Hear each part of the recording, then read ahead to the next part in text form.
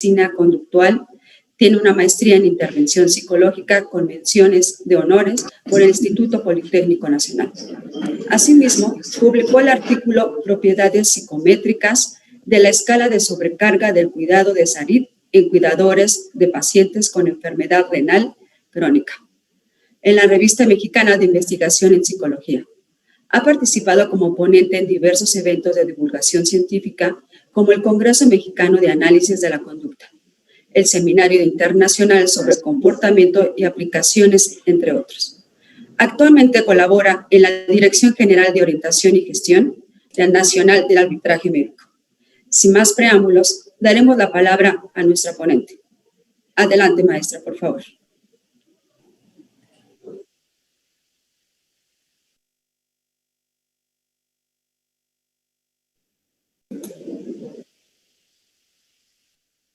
Muchas gracias. Ya.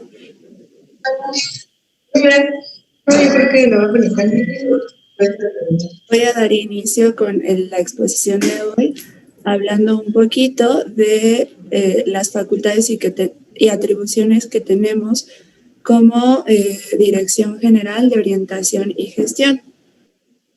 La Dirección General de Orientación y Gestión somos el primer contacto que hay con el usuario para atender las inconformidades y dar inicio a las quejas sobre la prestación de los servicios médicos con base en las competencias que como comisión ya tenemos, a fin de dar una certeza jurídica dentro del proceso y en su caso señalar si hay alguna incompetencia de esta comisión, poder brindarle a los usuarios la orientación adecuada.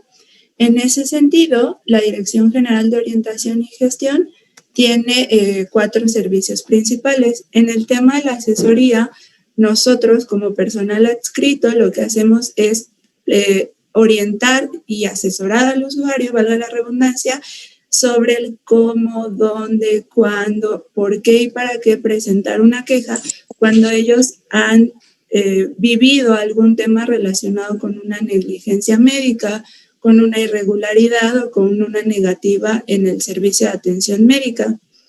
Mientras que cuando nosotros identificamos que el usuario tiene pretensiones que no son compatibles con las atribuciones que nosotros tenemos como parte del proceso arbitral, pues entonces brindamos la orientación correspondiente a las dependencias que pueden o que cuentan más bien con las facultades para atender las inquietudes que tienen los usuarios. Por ejemplo, en materia laboral, en materia penal, en materia administrativa. Finalmente, después de la asesoría o en conjunto con la asesoría, pues hacemos la integración de las quejas que van a ser sometidas al proceso arbitral. En este sentido, pues orientamos respecto a los alcances tanto de la conciliación como del arbitraje a todos los usuarios que acuden con nosotros. Y otro de los temas, otro de los trámites que se hacen dentro de esta dirección general tiene que ver con el tema de la gestión inmediata. Cuando advertimos de los usuarios o de los familiares de los usuarios o parte del grupo de apoyo que hay una negativa o una demora en los servicios médicos, se realiza un trámite de gestión inmediata porque las peticiones de los usuarios versan únicamente sobre temas relacionados con la atención médica, a fin de garantizar un tratamiento adecuado hacia ellos. En ese sentido, pues la población usuaria que nosotros atendemos es bastante diversa. Por ejemplo, para el caso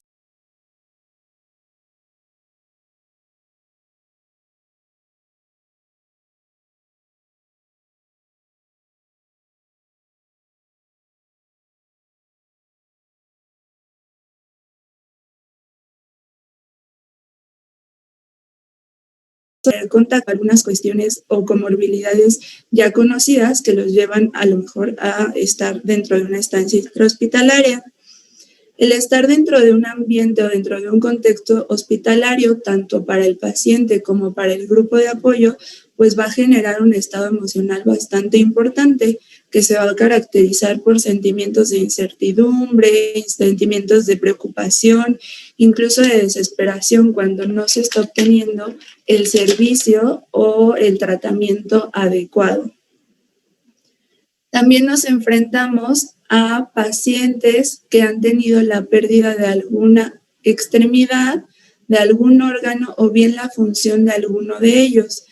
Esto por sí mismo pues es un impacto bastante importante porque no solamente se tienen que enfrentar al duelo que genera la pérdida de la salud, sino también tienen que estar en un proceso de adaptación a vivir ya sea sin alguna parte de su cuerpo o sin la función de alguna de esas partes de su cuerpo, lo cual puede suponer en algunos casos que son personas que pierden la capacidad de valerse por sí mismos, es decir, pierden cierta autonomía y que a esto puede generar en el grupo de apoyo y en el grupo familiar una serie de modificaciones al estilo de vida. De pronto el poder requerir del apoyo de algún familiar y este familiar pues también va a sufrir algún tipo de afectaciones. Otra de las poblaciones que atendemos que es bastante importante es la pérdida de un familiar o de algún ser querido. Aquí podemos encontrar muchos subtipos de población porque tenemos personas que han perdido familiares importantes como mamá, papá, hermanos, abuelos o incluso la pérdida de hijos o de bebés. En ese sentido, existen y para afrontar la pérdida de la muerte como tal va a depender de una serie de circunstancias en las que se relaciona la manera en la que se pierde al ser querido. Cuando en ocasiones son pérdidas repentinas, eso hace que el duelo se vuelva mucho más complicado. Y si a esto le sumamos la percepción de que la pérdida del ser querido fue debido a que el prestador del servicio de salud no ofreció el tratamiento adecuado, no ofreció el tratamiento oportuno o cometió algún tipo de error, eso va a hacer que el duelo sea mucho más complicado. También parte importante de la población que nosotros atendemos son personas que han sido diagnosticadas con enfermedades psiquiátricas, que acuden a nosotros regularmente cuando hay una falta de adherencia al tratamiento porque no hay una aceptación de la enfermedad. Es decir, son personas que son diagnosticadas, por ejemplo, con esquizofrenia y que no aceptan este diagnóstico de la esquizofrenia. Parte de los comunes denominadores que he podido observar en este tipo de pacientes es que tienen una importante pérdida del apoyo familiar y del grupo social de apoyo. Generalmente son pacientes que vienen solos, que vienen presentando alucinaciones de tipo auditivo, que tienen delirios de persecución, etc. Continuando con la población que atendemos, también parte importante de nuestra población tiene que ver con personas adultas mayores. Generalmente las personas que van avanzando en la vida van presentando múltiples enfermedades crónicas, tienen politratamientos respecto a estas enfermedades y igual que les comentaba hace un momento con los pacientes diagnosticados con enfermedades psiquiátricas, una falta en el apoyo social, hay incluso características particulares como el grupo de edad que tienen que ver con la depresión, características de desesperación. Y finalmente, otra parte importante de nuestra población tendría que ver con las personas que pertenecen a la comunidad LGBTIQ y más, porque son personas que vienen de un contexto particular en torno a que se identifican como personas que probablemente han podido ser discriminadas o que tienen características especiales que va a mermar la atención que tienen y el tránsito que tienen en el servicio de atención médica y que incluso en algunos puntos van a ser víctimas de algún tipo de violencia y que van a presentar diversas situaciones. Atendiendo este orden de ideas, es la importancia que cobra para mí hablar del tema que vamos a tratar hoy, que es del síndrome de burnout. ¿Por qué? porque al final nosotros, al estar en contacto con la población usuaria que tiene las características que les acabo de mencionar, que se encuentran en un estado emocional no ideal y en la posición en la que nosotros nos encontramos, en la que gran parte de la labor que nosotros hacemos tiene que ver con brindar información, no solamente se ponen en práctica habilidades o competencias relacionadas con el conocimiento, sino también con la manera en la que nosotros somos capaces de mediar este tipo de estados emocionales para que el usuario tenga un correcto tránsito y un adecuado tránsito dentro de la comisión, ya sea que se vaya a levantar una queja, ya sea que se vaya a hacer el trámite de alguna gestión inmediata o que vayamos a orientarlo a la dependencia correspondiente. Necesitamos que ellos tengan como el completo entendimiento de la información que vamos a brindar y en ese sentido el estar expuestos a este tipo de situaciones puede ser uno de los factores de riesgo para presentar lo que vamos a hablar el día de hoy, que es el síndrome de burnout.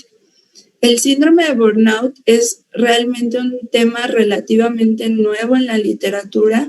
Es en 1961 cuando Graham Grimes publica el primer caso acerca del burnout. Y es hasta 1982 cuando Maslow y sus colaboradores empiezan a caracterizar y a definir lo que es el síndrome del burnout como resultado de un estrés constante. Generalmente lo empiezan a identificar en las personas cuyo quehacer laboral implica el trato con otras personas.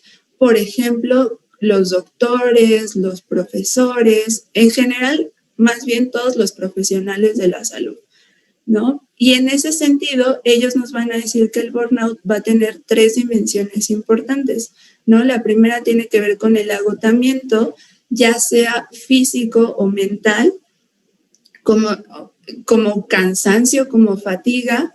También la segunda dimensión tiene que ver con el cinismo o la despersonalización, que esto se caracteriza por permanecer distante del resto, permanecer como alejado de las personas, no solo, principalmente de las personas con las que se trabaja, es decir, como con los usuarios o los pacientes, pero también vas a poder permanecer despersonalizado con el grupo o el trabajo en equipo, con tus colaboradores.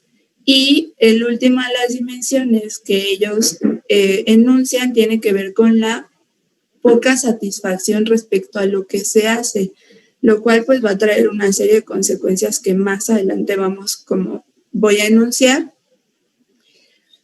A pesar de que les comentaba que el síndrome de burnout es un tema relativamente reciente que se empieza a estudiar en los 60, es un problema que ha causado mucho revuelo a nivel mundial y que hoy en día es considerado incluso un problema de salud pública por todos los componentes que implica.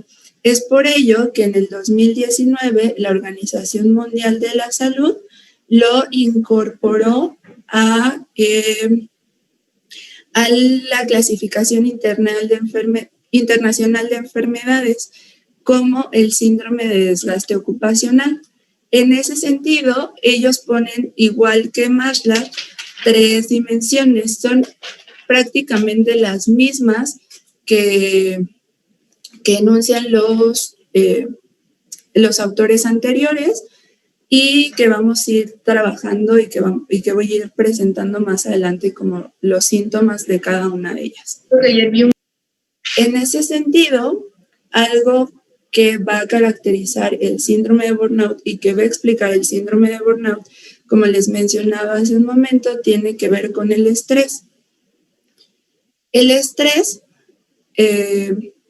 se empezó a utilizar o se empezó a hablar del estrés principalmente por Sans Helder.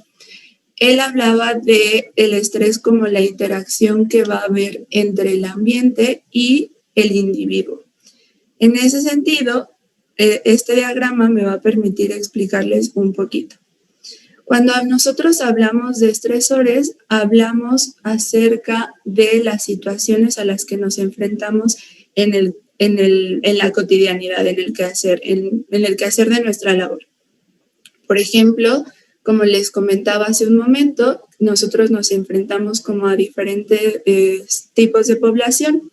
Supongamos en este caso que viene un paciente que se encuentra en un estado que tiene un diagnóstico psiquiátrico, que no tiene adherencia al tratamiento y que viene con alucinaciones auditivas. Esa va a ser la situación y esa va a ser el estresor, que él se presente a solicitar apoyo a esta dirección general. En ese sentido, el personal que lo vaya a atender de manera rápida va a hacer una valoración. ¿De qué? Pues de la situación, ¿no? Cómo se encuentra el usuario, si se puede tornar violento, si no se puede tornar violento, qué es lo que le está ocurriendo.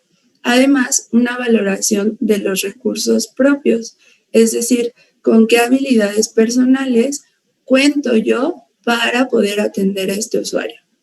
Y finalmente, una valoración del apoyo ambiental, en el que se va a contemplar, por ejemplo, las instalaciones con las que cuento para atender a este usuario y también qué recursos cuento en términos del apoyo humano, ¿no?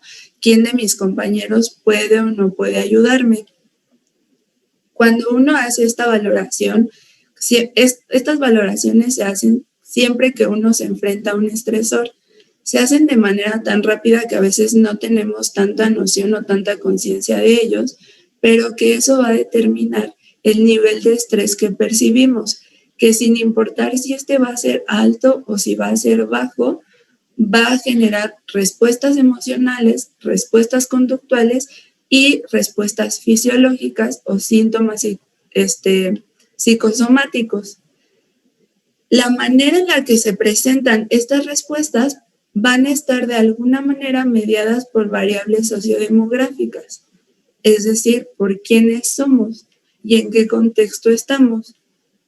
En ese sentido, es importante tener en cuenta este esquema porque más adelante voy a ir explicando cómo los diferentes factores y los diferentes síntomas que nosotros vamos a poder presentar como parte de un síndrome de burnout o síndrome de desgaste ocupacional que van a estar relacionadas con estas características.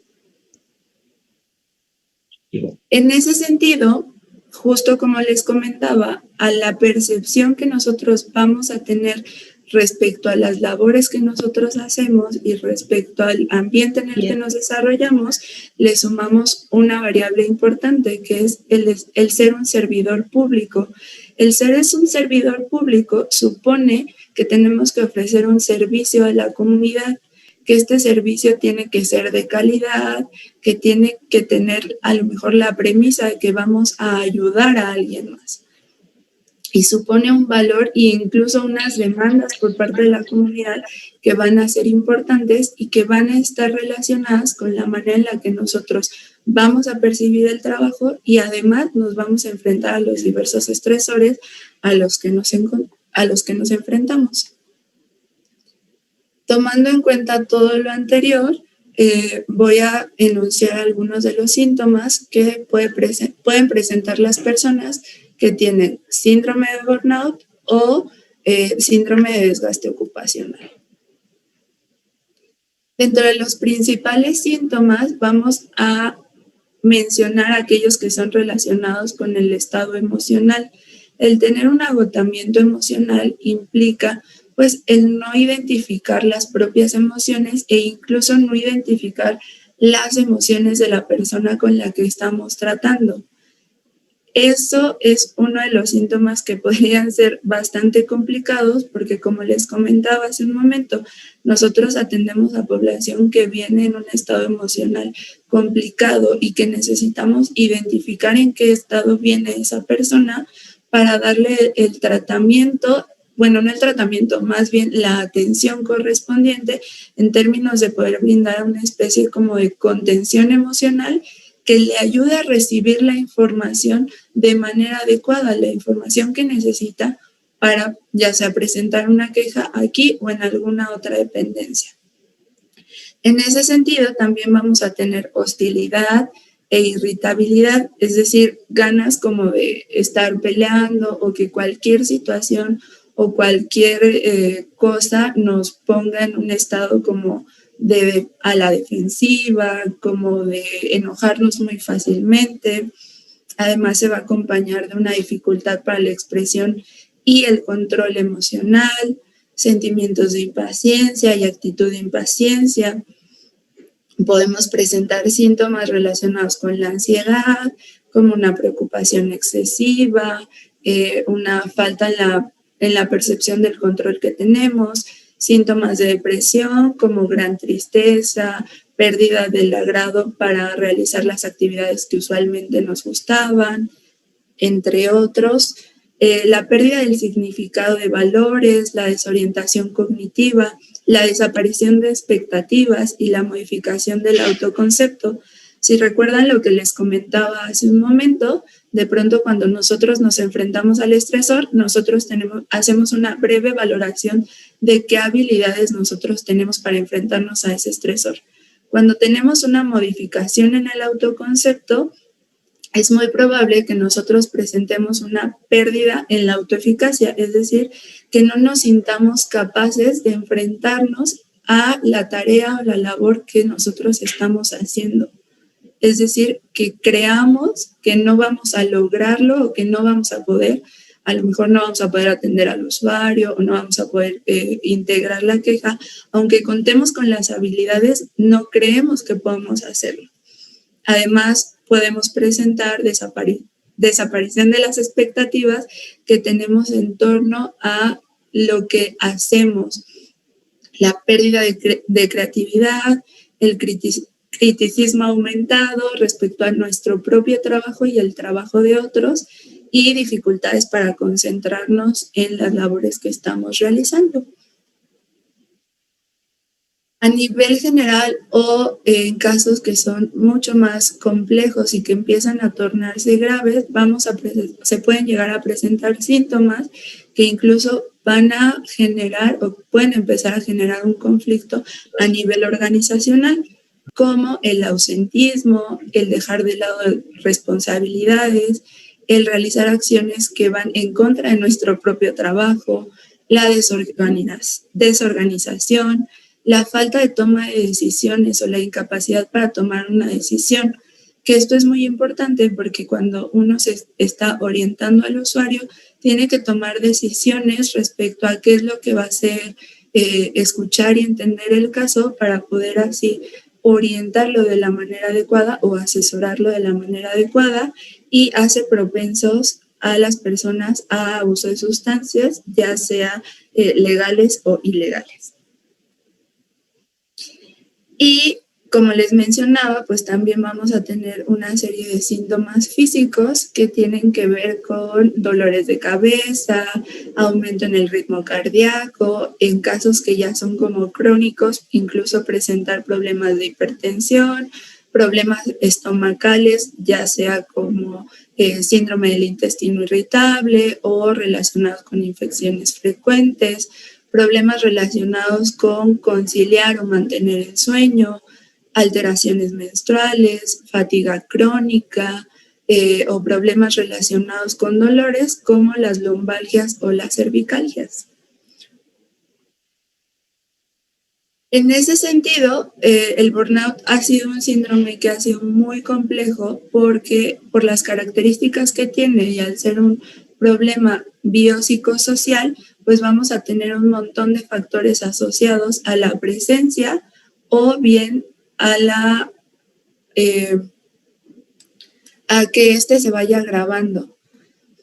De acuerdo con Gilmond y Peiro, vamos a tener factores individuales, factores relacionados con las relaciones interpersonales, con el nivel organizacional y con el entorno social. De manera más específica, pues los factores individuales van a ser todos aquellos relacionados con las características personales, tanto sociodemográficas como aquellos relacionados con la personalidad. Factores relacionados con las relaciones interpersonales, no solo en aquellas relacionadas con, por ejemplo, las habilidades de comunicación que se tienen con los usuarios, sino también aquellas relacionadas con el equipo de trabajo.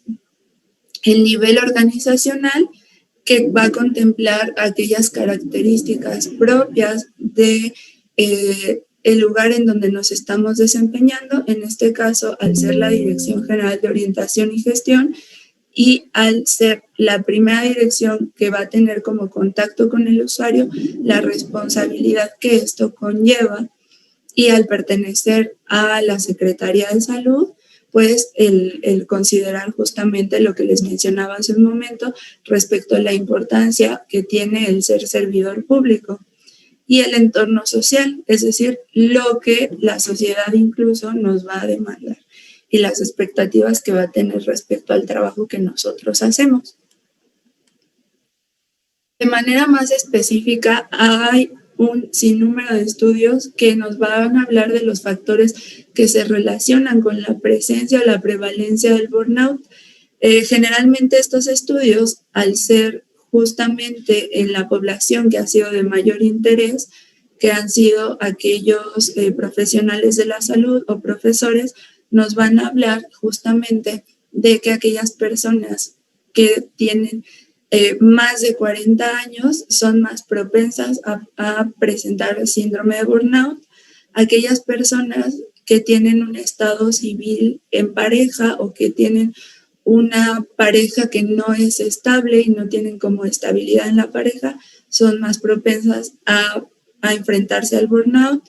El sexo se relaciona con todas las mujeres, tienen un factor de riesgo adicional. El número de hijos que se tienen y, como ya les mencionaba, pues la profesión. Incluso en ese sentido de la profesión, incluso en el ámbito médico, se ha evaluado si por especialidad uno presenta más burnout que otros. Entonces, ese tipo de cuestiones son muy interesantes. Bueno, ese es un dato curioso. Por otra parte, al ser un problema biopsicosocial y no solo contemplar aquellas habilidades que va a tener o aquellas características que van a tener las personas, también la Organización Internacional del Trabajo ha identificado algunos factores que son estresantes para el trabajo, relacionados con el contenido del trabajo y con el contexto del trabajo. En torno al contenido, el ambiente y el equipo de trabajo, es decir, todo lo relacionado con el mantenimiento, la falta del equipo, el lugar donde se trabaja. Cuando existe problema en este tipo de recursos ambientales, pues entonces es un factor que va a sumar. Otra de las cuestiones tiene que ver con el diseño de la tarea, es decir, las actividades que nosotros vamos a realizar, cuando estas de alguna manera son repetitivas, no hay variabilidad, no hay una pérdida en el sentido del significado de la tarea, es decir, como si el trabajo que estamos haciendo no sirviera para mucho, es uno de los factores que va a sumar a que haya un mayor riesgo de presentar burnout. El lugar de trabajo, cuando el lugar de trabajo nos queda lejos del hogar, cuando hay una falta de control en el tiempo que tardamos en llegar al lugar de trabajo, no está en condiciones, etcétera, es otro factor que suma. Y el último, relacionado con el contenido del trabajo, tiene que ver con el horario. Cuando se pasan largas jornadas en el trabajo, cuando hay una hora de entrada pero no hay una hora de salida, pues van a ser factores que van a ir sumando. Y en lo relacionado con el contexto del trabajo, tiene que ver con, por ejemplo, la cultura organizacional y la función.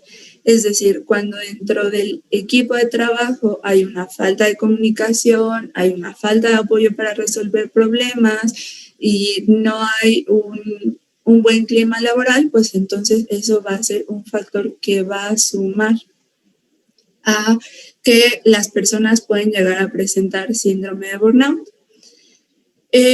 Por cuanto hace al rol, se refiere a cuando el rol o las labores que nosotros desempeñamos dentro de la organización o dentro de la dirección no están claras.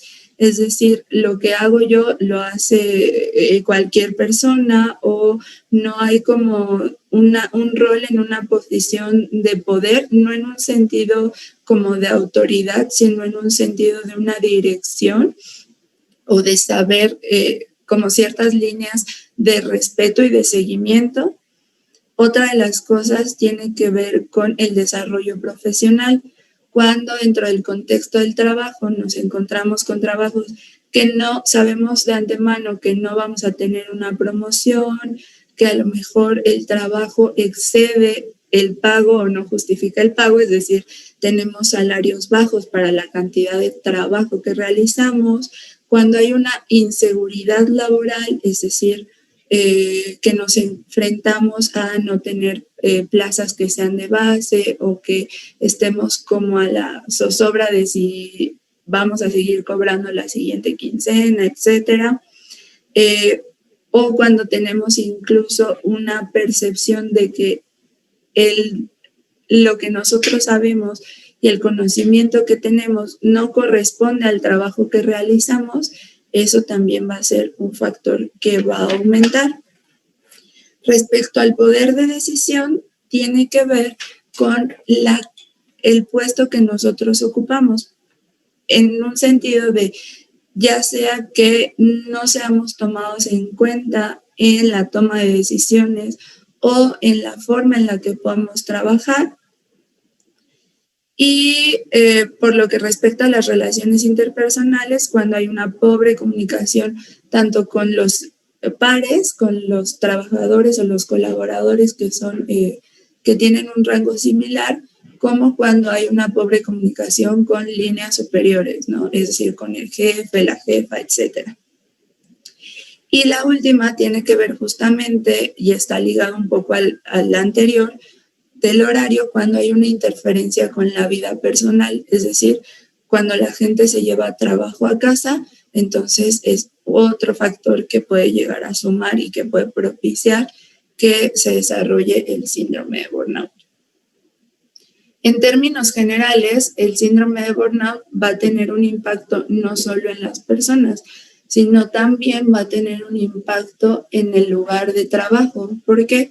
Porque un trabajador que tiene burnout va a presentar una baja productividad por todas las características y síntomas que hemos enunciado. Esta baja productividad y esta presencia de síntomas tanto físicos como emocionales también puede provocar que haya cierto ausentismo laboral, que a su vez la baja productividad y el ausentismo laboral va a ir generando un mal clima organizacional, porque entonces el resto de las personas o el resto del equipo de trabajo empieza a identificar que no todos están trabajando al mismo ritmo, están teniendo la misma productividad, o a lo mejor que las tareas no se están distribuyendo de manera equitativa, y entonces eso va a empezar a generar conflictos entre el equipo de trabajo. Y todo lo anterior pues va a significar costos tanto humanos como financieros. ¿Por qué? Porque se ha asociado con una pronta jubilación, con despidos sin avisar, etcétera, ¿no? En ese sentido, y al caracterizar el burnout como un problema biopsicosocial y que ha tomado mucho poder en los últimos años, hay un antecedente importante que me gustaría enunciar, que tiene que ver con la norma oficial 035 de la Secretaría del Trabajo y Previsión Social, que establece desde el 2018 elementos para que en las empresas se identifiquen y se analicen y se prevengan factores de riesgo psicosocial. Esta norma tiene todo un protocolo de acuerdo al número de personas que tiene una empresa para identificar factores de riesgo como los que mencioné anteriormente, a fin de que se pueda identificar a aquellos colaboradores que se encuentran en riesgo o que ya están presentando burnout, que reciban y que sean canalizados a un entorno, a un tratamiento que pueda ayudarlos a trabajar esta situación, además de que se tengan que tomar acciones a nivel organizacional para que el transcurso o el traslado o el desempeño de las funciones sea el adecuado. Finalmente, me gustaría comentarles un poco acerca de algunas estrategias para la prevención y el afrontamiento del síndrome de burnout. Para los servidores públicos, lo que nos dicen las guías de práctica clínica tiene que ver a lo mejor con llevar un estilo de vida saludable, ¿no? El poder tener una alimentación balanceada, tener 3 tiempos de comida, que se incluya un diverso grupo de alimentos, el procurar tener una actividad física y el contemplar cuestiones relacionadas con la higiene del sueño.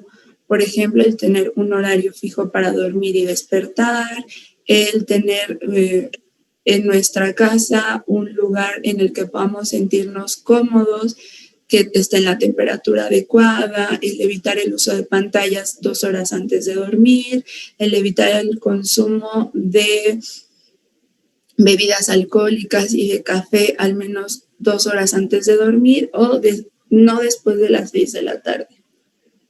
Adicionalmente, es importante que todos los servidores públicos y en general todas las personas que se enfrentan a la atención de usuarios o a la atención de público identifiquen el estado emocional en el que se encuentran.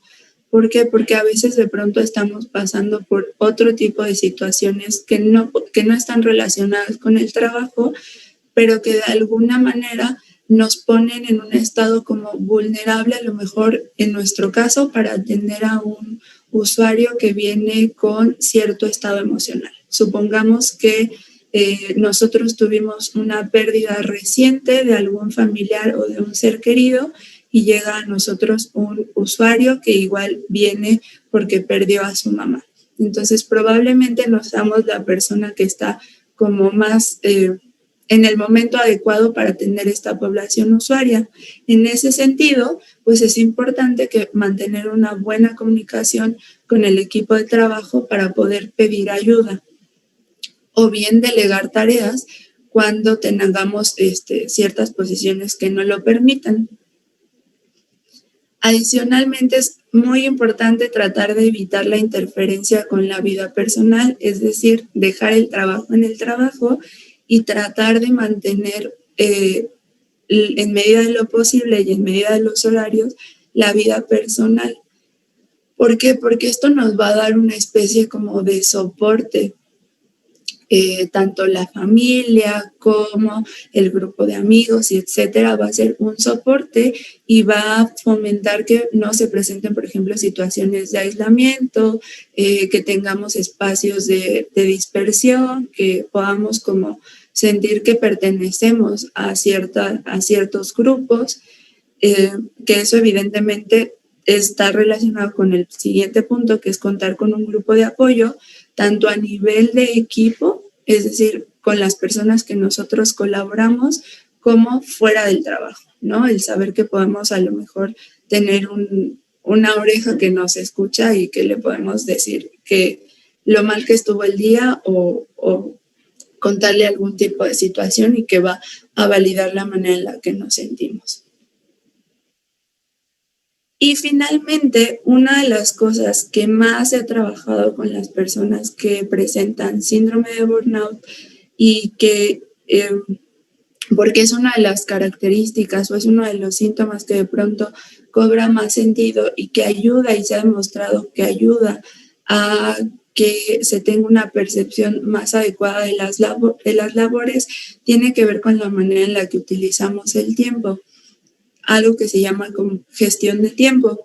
En ese sentido, es importante que nosotros hagamos una especie de autocrítica e identifiquemos cómo estamos utilizando el tiempo. ¿Por qué?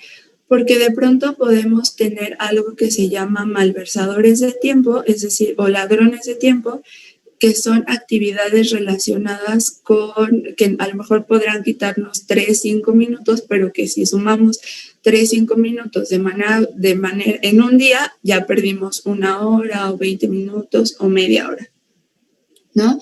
Por ejemplo, el no tener la información completa sobre la tarea o sobre la actividad que vamos a realizar, el tener interrupciones constantes, el no saber delegar, el no saber decir no, van a ser cuestiones que a la larga nos van a ir quitando tiempo día a día.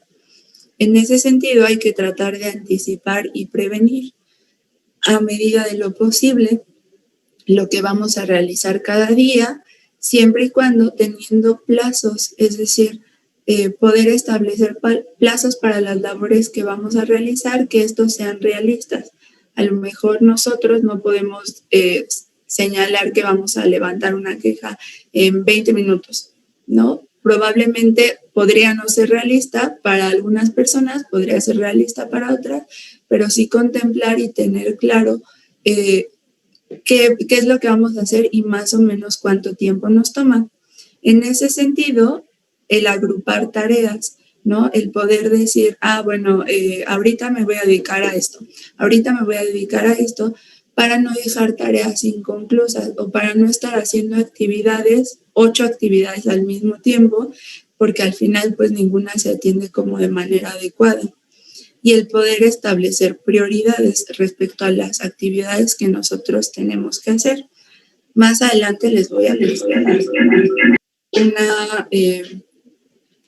una manera en la que se pueden establecer justo las prioridades. La Reveron menciona algunas reglas que nos van a ayudar para la gestión de tiempo. Las divide de acuerdo a el tiempo, es decir, reglas antes de comenzar la jornada.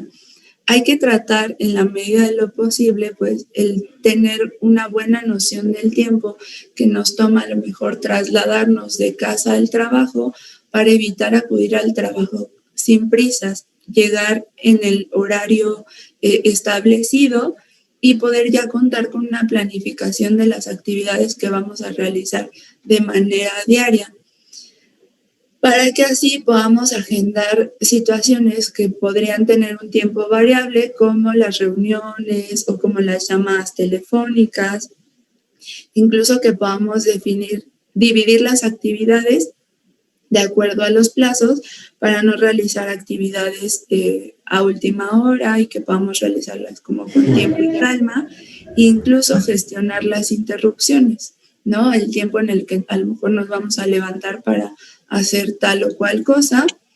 Y al final de la jornada, pues es importante hacer una revisión del trabajo que realizamos para poder así planificar el día siguiente, tratando de ponernos una día por meta y evitar hablar o evitar justo la interrupción del trabajo fuera del ámbito laboral, ¿no? El tener esta interferencia con la vida personal que mencionaba hace un momento.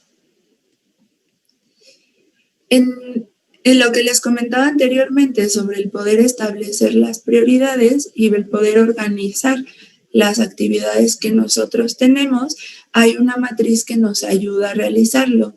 En ese sentido, hay 4 cuadrantes. El primero habla acerca de actividades que desde nuestro punto de vista y a lo mejor desde los plazos que establecimos y los plazos que tenemos, sean actividades que sean urgentes e importantes. Y estas actividades prácticamente se traducen a necesitas hacerlas ya, ¿no? Necesitas hacerlas en este momento o en el tiempo que te sea el tiempo más corto, y son las que tenemos que planificar más. Las actividades que son urgentes y no importantes, a lo mejor son actividades que de pronto podemos postergar para el día siguiente o que podemos justamente dividir e ir haciendo por partes. También tenemos actividades que son urgentes y no importantes. En ese sentido, a lo mejor podemos pedir ayuda, delegar, ver la manera de eficientarlas, de hacerlas más rápido, para que no nos quiten tanto tiempo. Y las actividades no urgentes y no importantes, siempre hay que tratar de planificarlas en un tiempo que sea específico, o igual tratar y buscar de delegar. Eso es por lo que respecta a todas las estrategias que nosotros como servidores públicos podemos poner en práctica para tratar de combatir o tratar de prevenir el síndrome de burnout. Pero por lo que respecta a personas que a lo mejor adicionalmente tienen un puesto de mando o que tienen puestos directivos, pues hay algunas recomendaciones muy específicas. Por ejemplo, definir los objetivos de trabajo para las personas que tienen a cargo, que estos objetivos sean realistas en tanto a las atribuciones que se tienen como a las propias habilidades que tiene la persona para realizarlos. En ese sentido, siempre debe de haber una claridad de los roles respecto a la responsabilidad y la autoridad que tiene cada una de las personas que tienen a su cargo, tratando siempre del fortalecimiento de las habilidades, es decir, que ellos reciban el trabajo de acuerdo a las habilidades, o bien fomentar educación y capacitación que les ayude a desarrollar ciertas habilidades. Y de manera general, como institución o bien como empresa, pues debe de tomarse algunas consideraciones especiales relacionadas con proveer seguridad laboral, con fomentar las oportunidades de crecimiento dentro del personal, además de cumplir con estrategias que permitan la identificación de población que está en riesgo o de población que incluso ya podría tener niveles ya sea leves o graves de síndrome de burnout, la prevención a través de identificar los factores de riesgo a los que se enfrentan los colaboradores, y el tratamiento ya cuando se identifica justo que hay un caso grave o leve, pero que pueda canalizarse a la instancia correspondiente para que pueda, en primer momento, trabajar con las habilidades que tiene y fomentar las habilidades que tiene, pero también el poder plantear estrategias a nivel organizacional para modificar aquellas situaciones que podrían estar fomentando que la persona presente el síndrome de burnout. Y la otra tendría que ver pues justamente con fomentar este desarrollo profesional del que ya les mencionaba. Adicionalmente, se tiene que la Organización Internacional del Trabajo mencionaba acerca del control, es decir, que las personas tengan una percepción respecto al control que tienen para realizar las actividades y el tiempo que tienen para realizarlas. El poder brindar entre todo el equipo una carga de trabajo que sea equitativa, el fomentar el apoyo social tanto dentro del mismo equipo como de ya puestos directivos o líneas superiores, el tratar de asignar trabajo de acuerdo a las habilidades que tiene cada persona y aquello relacionado con la educación y la capacitación del personal para desempeñar justamente las labores que realizan día a día. En ese sentido, también aquello relacionado con la transparencia de las actividades que está realizando cada quien y la justicia entre la división de actividades que realiza cada quien, y por supuesto el proveer un ambiente físico de trabajo que sea adecuado, en el que se cuenten con todos los recursos materiales para poder desempeñar con su labor. Y en esta dirección general, como parte de la educación y la capacitación que se ha hecho al personal respecto a lo que les comentaba anteriormente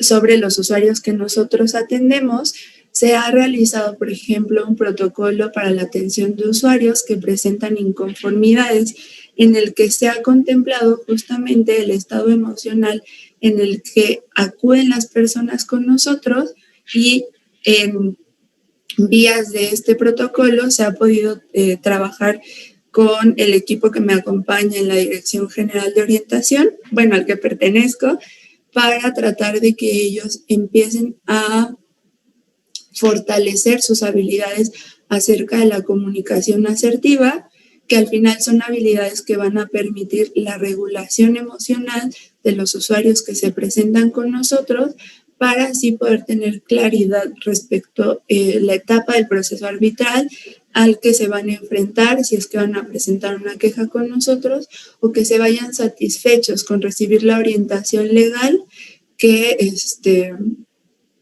nosotros les brindamos, que les sea claro por qué, para qué y dónde tienen que ventilar esta situación, o por ejemplo en el caso de la gestión médica, pues que al final somos la opción que les va a ayudar a que algún familiar reciba a lo mejor el medicamento que necesita o pueda programar la atención médica que se requiere. Y pues finalmente, recordarles que el síndrome de burnout o el síndrome de desgaste ocupacional, pues es un problema que va a abarcar no solo las habilidades que vamos a tener nosotros como personas o como personal, sino también está relacionado con todas las características de la labor que nosotros desempeñamos. En ese sentido, nosotros, al estar en contacto con el usuario, pues nos enfrentamos a ser una población que ya por ese hecho de estar en contacto con otras personas y que además van a venir con características muy particulares, podemos ser una población que se encuentra podemos ir como palomeando los factores de riesgo a los que nos podemos enfrentar. Y por mi parte sería todo. Estas son algunas de las referencias que se utilizaron y muchas gracias.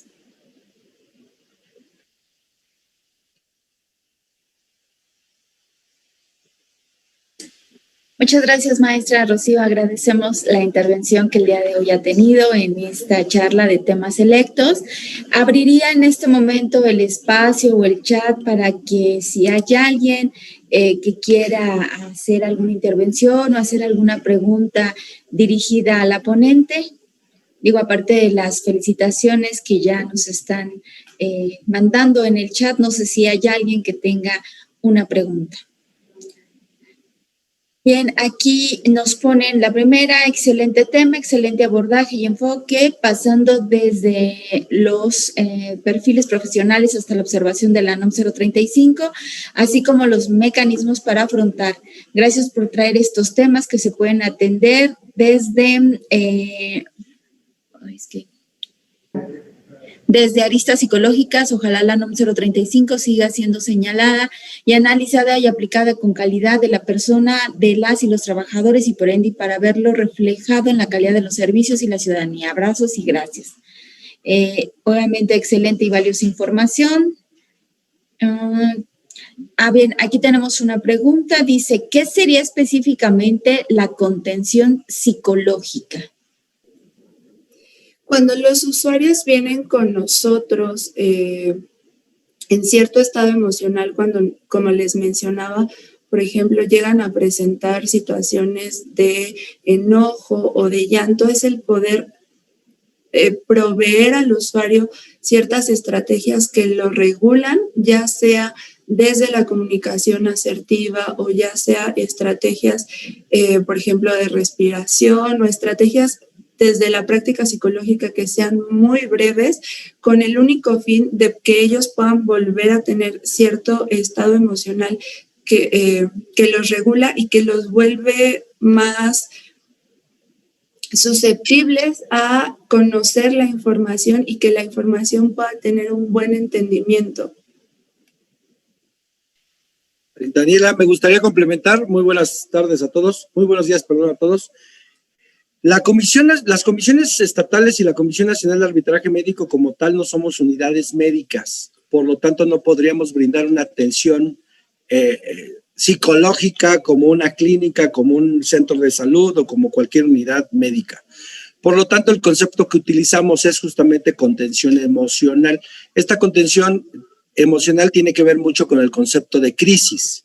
cuando el paciente justamente viene en estado de crisis, es decir, no se puede dialogar con él por su estado natural emocional, en ese momento hacemos esto que llamamos contención emocional, en el cual vamos acompañando con una serie de procesos a través de la psicóloga Daniela, cuando es en orientación y gestión, o también del psicólogo Antonio, que está en el área de conciliación. Vamos acompañando el proceso para que logren justamente transmitir lo que necesitamos para la apertura de quejas y los procesos de conciliación. Como repito, la contención emocional no reúne ni suple las características de una atención psicológica con toda la formalidad que debería ser una unidad médica, y de hecho la sugerencia siempre que hacen nuestros psicólogos es que si determinan de la contención emocional que el paciente necesita una atención más funcional, más especializada, lo que hacen es justamente indicarle que debe acudir a una unidad médica, y si ellos lo solicitan, pues por supuesto hacemos la gestión ante la unidad psicológica que corresponda para que se le dé una atención psicológica acorde, sobre todo en aquellos temas de duelo, en aquellos temas de pérdida, en aquellos temas emocionales complejos que ameritan justamente la intervención de la Comisión Nacional de Arbitraje Médico. A eso se refiere con la contención, ¿no? No es como tal una terapia, no es como tal un tratamiento, es nada más estabilizar al paciente de la situación de crisis y permitir que transmita lo que necesitamos para la atención médica, para la atención de la queja. Muchas gracias, licenciado. Tenemos aquí también otra pregunta. Dice, ¿sugiere la asistencia regular del personal a terapia psicológica o solo ante ciertos eventos que se presenten en las comisiones? Yo creo que depende más de el poder identificar justamente a nivel general o a nivel organizacional estos factores de riesgo, y el poder identificar ya de manera como muy puntual en cada uno del equipo de trabajo qué es lo que está ocurriendo. Porque cuando nosotros hacemos una evaluación al personal, podemos identificar no solo acciones que tiene que tomar el personal, sino acciones que a nivel organizacional se tienen que realizar, ¿no? No es un problema que verse únicamente sobre las habilidades de las personas que trabajan en las comisiones, ¿no? Sería como, digamos, una salida no, o un tratamiento no adecuado si es lo que se presenta o si es lo que se sugiere únicamente. Entonces, yo consideraría que podría ser, pero dependería de la evaluación, porque a lo mejor no tiene que ver únicamente con las habilidades personales que tienen los trabajadores, sino también con las propias características de las comisiones o el trabajo dentro de las comisiones. ¿Quisieras complementar algo, Antonio, psicólogo? No, perdón, no, director, estoy totalmente de acuerdo. Bien, también Luis Octavio levantó la mano, tiene una intervención. Sí, buenos días, saludos a todos. Estuvo interesante el tema y la verdad es un tema que siempre me ha preocupado, porque yo siempre he sostenido la teoría de que México es un país de médicos cansados, porque son médicos que a veces trabajan en 2 o 3 instituciones. Entonces es muy patente el síndrome de burnout en ellos. Me gustaría conocer cómo la CONAMED aborda este tema de los médicos con síndrome de burnout como una cuestión preventiva para evitar los conflictos con los usuarios. ¿Tienen alguna estrategia mediante asesorías? ¿O ustedes detectan qué hospital es el que más demanda tiene, qué médico es el que más demanda y lo abordan como una cuestión preventiva? Sí, me gustaría si ustedes tienen alguna estrategia para tratar de implementarla aquí en nuestra zona. Regularmente estas dinámicas que tenemos como tal, pues la Comisión Nacional de Arbitraje Médico no es una unidad de atención, es más una unidad de asesoría y de acompañamiento.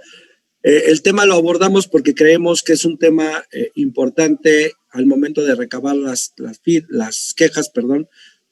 Obviamente Daniela y el equipo de orientación y gestión han identificado que es un tema que debe abordarse. Trabajamos de la mano con ASAMA a través del doctor Quijada para algunas estrategias de capacitación específicamente en la buena práctica de la atención y coincido plenamente con el doctor Luis Octavio en que pues a veces no es tanto por la dinámica de un trabajo, me refiero si el médico tiene un solo trabajo en el IMSS, sino por la actividad voluntaria del médico de tener 3 trabajos. Lamentablemente no es una actividad institucional, sino una voluntad de cada uno de los médicos que sobre todo en las entidades trabajan para el IMSS, trabajan para el ISSSTE y trabajan para servicios estatales de salud más su privada, ¿no? Entonces, pues es un tema que sin lugar a dudas nos preocupa y nos ocupa porque tal vez a nivel central no lo vemos tanto, pero en las entidades federativas efectivamente ustedes es el pan nuestro de cada día, ¿no? Que el médico sale corriendo del IMSS a la 1 de la tarde porque tiene que checar a la 1:30 en el ISSSTE, ¿no? Y sale del ISSSTE corriendo porque tiene guardia en servicios estatales de salud, ¿no? Es un tema que se necesita regular, sí, se necesita regular. Yo siempre he sido de la idea que el que sirve a 2 amos, con uno siempre va a quedar mal, ¿no? Pero pues no podemos, porque constitucionalmente no podemos limitar el ejercicio libre de la profesión de nuestros médicos, pero sí deberíamos motivar a que cambie su mentalidad desde la perspectiva ética, ¿no? Porque finalmente no va a servir con la misma calidad en una unidad que en otra, ¿no? El cansancio es natural, las personas, llega un momento que nos cansamos. Y hay otro tema que tal vez está de fondo aquí, que ya lo vimos y lo detectamos en Campeche, si anda por ahí la comisionada, los compañeros de Campeche. Hay unidades médicas en las cuales nuestros compañeros médicos que se dedican a la cirugía o a las intervenciones quirúrgicas, pues ya tienen una edad avanzada, ya han estado más de 20, 25 años en el servicio directo en cirugía y por la naturaleza propia del ser humano, pues ya no tenemos la misma expertise para realizar intervenciones quirúrgicas.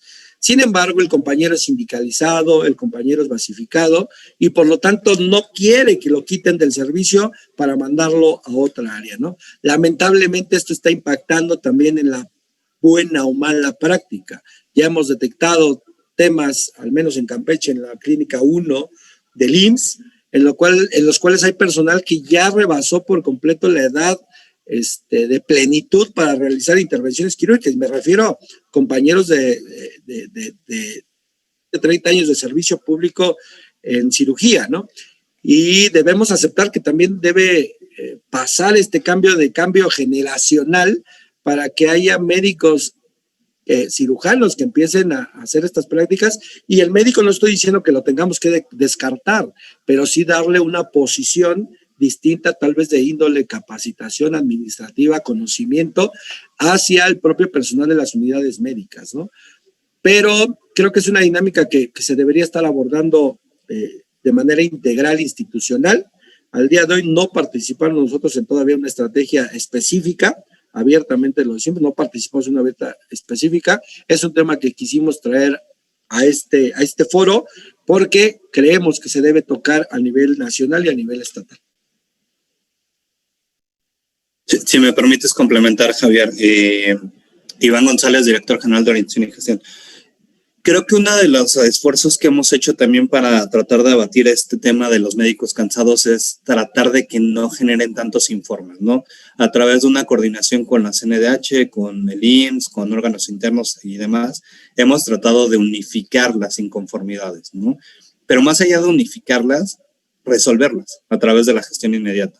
Y esto ayuda muchísimo porque quitamos mucho al médico de la carga administrativa para que esté rindiendo informes a las autoridades, tanto a la comisión como a la CNDH y cualquier otra instancia, y eso permite que se aboque en su trabajo, ¿no? Entonces, al abocarse también el médico en su trabajo, ya no se concentra en otra actividad adicional que también viene cansando, ¿no? Entonces, esta estrategia que traemos de poder unificar o poder prevenir más que nada los conflictos, pues ayuda mucho para este desgaste físico y emocional, ¿no? Que llegan a tener los médicos. Y desde luego, anda leyendo una pregunta de si le decimos a un usuario que necesita atención psicológica, nunca lo hacemos. ¿no? Nunca se hace de esa forma, al contrario, se utilizan las técnicas, como bien comentaba esta Daniela, y sobre esas técnicas lo que pretendemos hacer es hacer centrar al usuario en que lo que necesita es atención médica. Más allá de una venganza, más allá de un revanchismo, más allá de cualquier otra situación de enojo, de molestia, de duelo, de todo lo que puede llegar a tener es ¿cómo estás? ¿No? ¿Qué necesitas? ¿Estás bien de salud? Y hemos privilegiado ante todo, tanto en orientación y gestión como en conciliación y como arbitraje, la salud del usuario. Entonces, eso ha descargado muchísimo también los niveles de molestia. Hemos tratado de interferir cuando hay algunos hospitales médicos que inclusive llegan a presentar ciertos conflictos con los pacientes, y hemos tratado de extraer el conflicto, ya sea cambiar médico tratante, eso lo podemos hacer a través de la gestión inmediata, o inclusive que se atienda en otro hospital, ¿no? Entonces, muchas veces con estas alternativas, tanto de uno como de otro, tratamos de resolver estos temas, ¿no? Que si bien son conflictos, algunas veces estos conflictos como ya se vuelven personales, ¿no? En cierto sentido, y lo que menos queremos es eso, ¿no? Lo que queremos es atender de manera institucional a todos los usuarios. Muchas gracias. Pues también tenemos ahí otra pregunta. ¿La contención psicológica es similar a lo que se llama primeros auxilios psicológicos?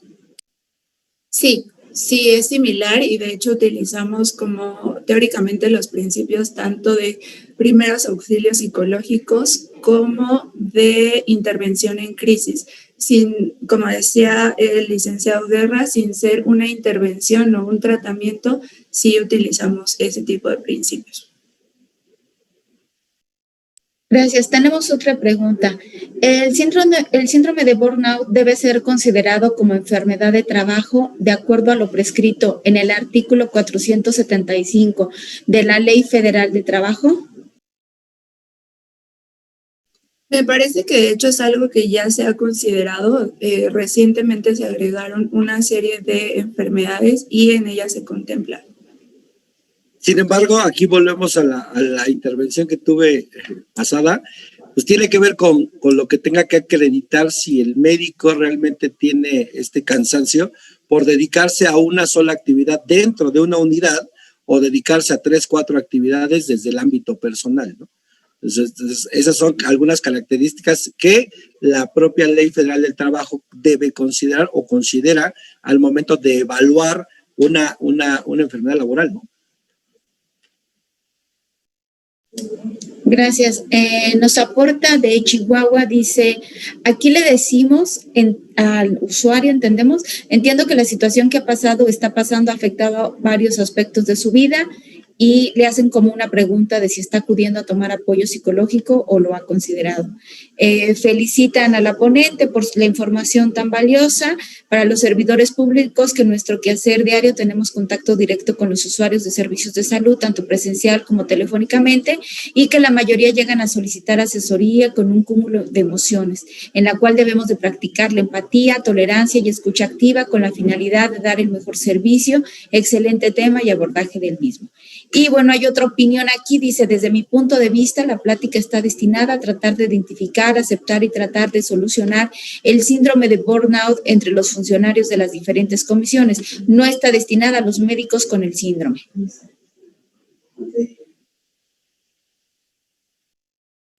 Totalmente de acuerdo. Hay varias felicitaciones para la ponente por el excelente tema y bueno, pues por darnos este tema que ha sido de interés para todos. No sé si hay alguna otra intervención o la ponente quiera hacer alguna otra intervención en este momento, ¿no? ¿Alguna otra pregunta o comentario?